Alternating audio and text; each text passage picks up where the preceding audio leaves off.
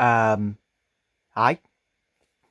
Okay, so, you might be wondering, why the hell am I doing a face cam for like the first time in a few months, at least. I haven't kept track of how much I show my face, at least since last year. I did show my face. Whatever. So, you also might be wondering what the hell this even is. So, this is a experiment thing I wanted to do, inspired by Popcorn Studios, to like just have the art in the background and tell a story over that. So basically, this is kind of like a podcast, basically.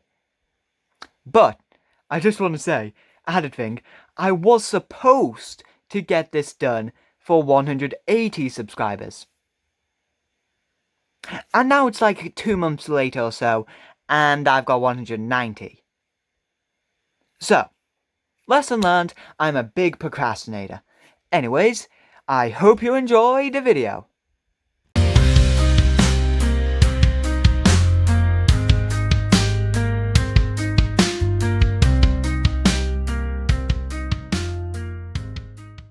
The sterile hallways of the hospital were nothing new to Alice Brackett. She had grown accustomed to the clinical indifference the world struck her with ever since the diagnosis. The clock aside from her ticked with annoyance as she shifted in her seat, running a hand over her bald head in habit. The walls felt like they were closing in. She scanned the room aimlessly, mentally assuring herself of what was to come. The office door swung open and a man in medical scrubs stepped out, sweat dripping from his gloved hands. He locked eyes with Alice and sighed. "Come in, ma'am. You're the only one left." "Sure thing." Alice hopped to her feet and followed the doctor into the room, closing the door behind her. The doctor gestured for her to sit, which she did. The couch was way more comfier than the waiting room chairs. "Well, I am Dr. Martinez? Dresden." "Damn it!" "Okay, well," the doctor looked down at his clipboard. "Alice Brackett, you made it through the preliminary trials and are almost ready to undergo the operation. May I ask why you agreed to this, knowing of the low odds of survival?" "Well," Alice smiled. "If it succeeds, I'm cancer-free and I get superpowers. If it fails, I'm cancer-free and dead. The cancer dies either way." "All right. Now, onto the modem operatum." Dr. Dresden flipped the page over and cleared his throat. "First, you will strip down—" "Whoa! I'm into women, thank you very much, perv." "I am only the messenger. I do not have a part in this operation past this point. And for your information, I have 3 husbands and I'm not interested in you at all. The operation will cover every part of your body. If you were wearing clothes, it would obscure the implementation of the star weapon. Do you consent to this operation? This is your last chance to say no." Alice frowned but signed the consent form regardless. The doctor stood and left the room. After a moment's hesitation, she did as she was commanded. As soon as she was finished, the room filled with sleeping gas, and she fell into unconsciousness. His eyes fluttered open. She was in a seemingly endless black void, submerged to the shoulders in water. She looked down at the kimono she was now wearing. Soft opera music played in the distance, or at least she thought it was the distance. Her senses felt like they were on the fritz. Suddenly, the water in front of her started to bubble. Within seconds, a figure made herself clear. Her hair was slicked back due to a translucent mask that covered the left side of her face. Her pale skin, a vibrant contrast against her dark blue cloak that covered her from the neck down. The woman's pointed ears twitched as her matte black eyes stared down at Alice. "Hello, child of the Brackett family. You're safe now." The woman's spectral voice boomed across the void.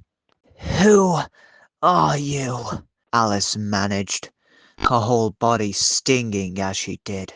"I am Lillian of the Eldritch Behemoths. You are Alice Brackett of Earth 88, and you, The figure smiled softly. are dead. What? You just flatlined in the middle of that operation. Is this? Alice tried not to hyperventilate. Heaven? No, this is Earth Prime. In other words, you haven't passed on just yet. But I'm dead. Yes, but this is a space outside of time.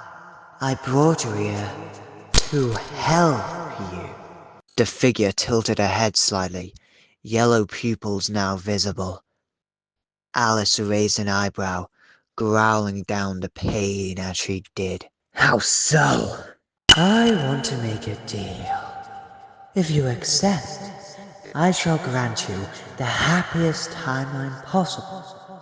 But one day in the near future, you shall face an event that will put the fate of the multiverse in your hands.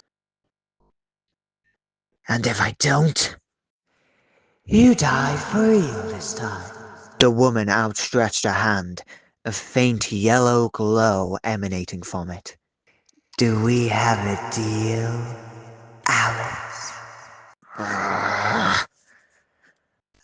Alice forced herself upwards, pushing down on the suddenly solid water. The pain was excruciating, but anything was better than dying in her eyes. With a swift motion, she grasped the woman's hand and shook it violently. Lillian smiled villainously and snapped her fingers. The void filled with brilliant light, forcing Alice to close her eyes, and as she did, it all went dark.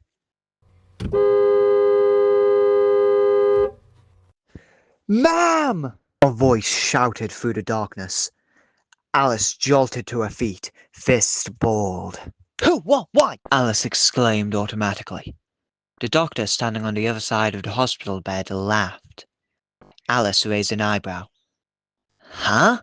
Sorry, the doctor managed before clearing her throat. I am Dr. Martinez? Kelp. Fuck! And I'm here to give you some good news. That I survived? Well, yes. But also, the woman passed a clipboard to Alice. You're completely compatible with Starweapon Venus Omega. This is your company contract. Company? The Starweapons Group. Have you heard of Super Sentai? Yeah? This is kind of like that. Oh! Cool! I know, right? So, how do I activate the suit shit? Well, we don't know. Oh. You're the first successful one, so how about you just try? Alright. Alice looked at her hands before clenching her fists and spinning in a circle. What are you doing? The doctor asked, raising an eyebrow while shaking her head. Trying to activate the magical girl transformation sequence! Alice shouted back.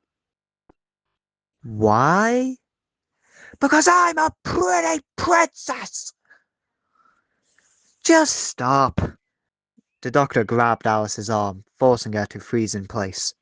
Hey! That's not going to work. How do you know? Because that's dumb. Oh, really? How should I do it then, wise guy? Maybe just, imagine a katana. Why? Just do it. Okay. Alice did as commanded, thinking as hard as she could. With a surprisingly quiet sound, a monochrome katana appeared in her hand. She let out an ear-piercing squeal as she swung it around. So that works. The doctor smiled softly. So can I try the suit now? All right. Ye fucking ha!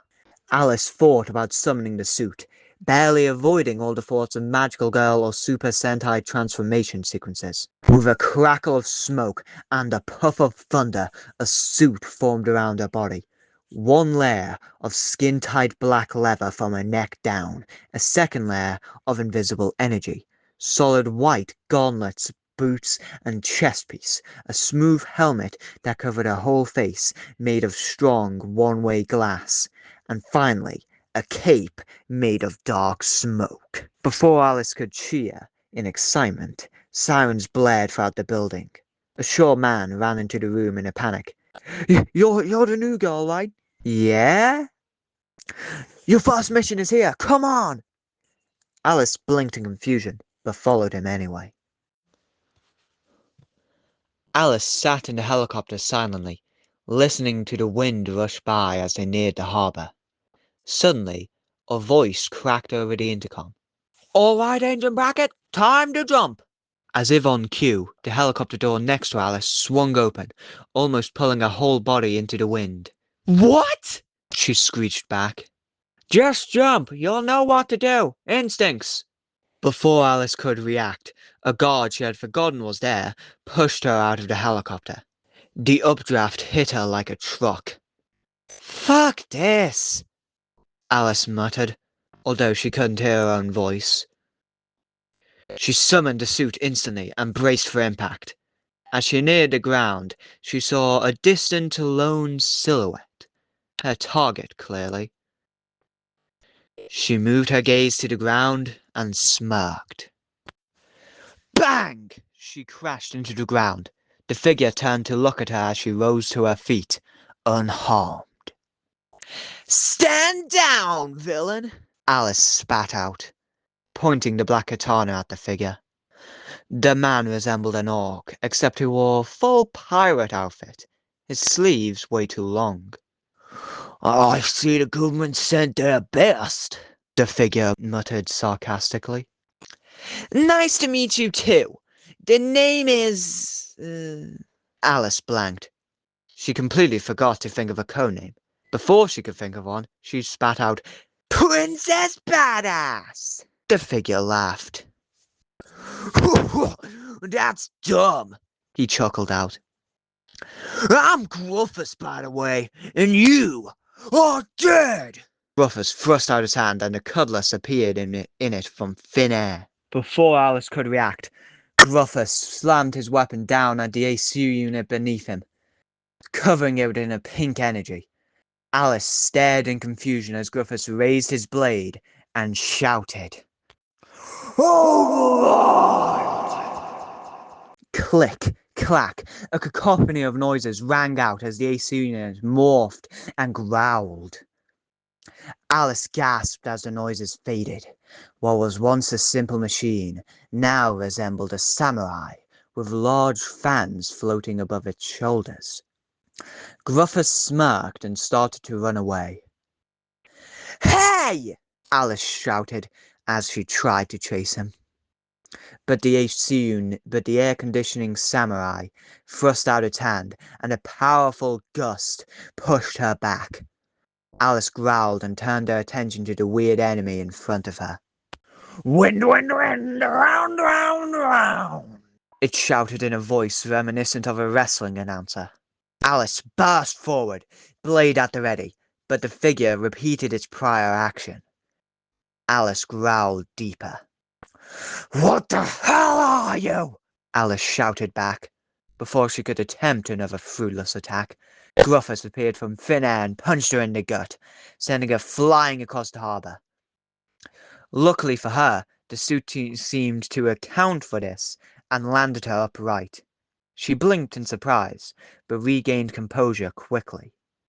My buddy over here is your undoing, Gruffus spoke. Oh, shut up! Suit yourself! Gruffus teleported behind the samurai, and Alice burst forward, trying the same attack again. The samurai thrust out both of its clawed hands. The wind it unleashed was stronger and colder than the last two gusts.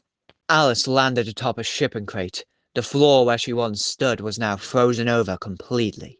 This is bullshit, she muttered. Luckily, she had time to think before the samurai could get in another attack. I have to think about anything for my suit to do it, she thought. So it must be tied to my imagination. That means... Alice smiled and stood, katana held at her side. What are you? Vortex Burst! She shouted. Gruffus gasped as his creation turned to ash before his eyes, and the warrior, apparently called Princess Badass, held a blade to his thick neck. He growled as he could tell the woman was smirking. You're stronger than you seem, he managed through his barely held back rage. You're weaker than you seem, Alice retorted. But you aren't strong enough, Gruffus added, a vile smile etched into his face. Alice didn't get a chance to retort before an invisible force tossed her aside. She crashed into the door of the storage unit, her head knocking against a wall. Although the helmet prevented any damage, she could feel herself losing consciousness. Alice forced herself to her feet as Gruffus left through a portal. She tried to dash towards him, but her legs gave out. Within seconds, she fell unconscious, and Gruffus got away. Hours later, she jolted awake. The harbour was completely silent, all signs of the battle gone. A deep voice she didn't recognize shot down an earpiece she didn't remember she had been wearing. Hello, Agent Princess Badass. You did good on your first mission. Who is this? Head of the Starweapons group. Why the hell are you calling me? Alice tried to sound assertive despite her anxiety. The voice on the other end laughed with a hollow tone. Sorry. We should talk in person. Come to my estate. The waypoint should be appearing in your vision right after I hang up. Toodles! Before Alice could protest, a click rang down the line. Whoever had been calling her, they must have hung up. When she looked up, she almost jumped as she noticed the inexplicable bright dot in her vision. She moved her head, but it remained at the side of her eye. She sighed, looking out at the water. I fucking hate France. Okay. Well, did you enjoy it? Did you? Did you? Did you? Well, anyways, regardless on if you enjoyed it or not, anyways, please like, subscribe, do all the things if you really want to. I'd suggest comment because I do really want to know your thoughts on this. And yes, I know there was probably a few audio issues in there. This is, again, an experiment. It will get better as I do more parts, you know. This is a new thing. So, might as well try it. Anyways, we got one video, probably some playlists. Yeah, playlists. So, go watch the other stuff. And you better be subscribed, because if you're not, I will absolutely murder you. Just kidding, YouTube. Please don't get rid of me. I do this way too much for fun. I am having way too much fun with this.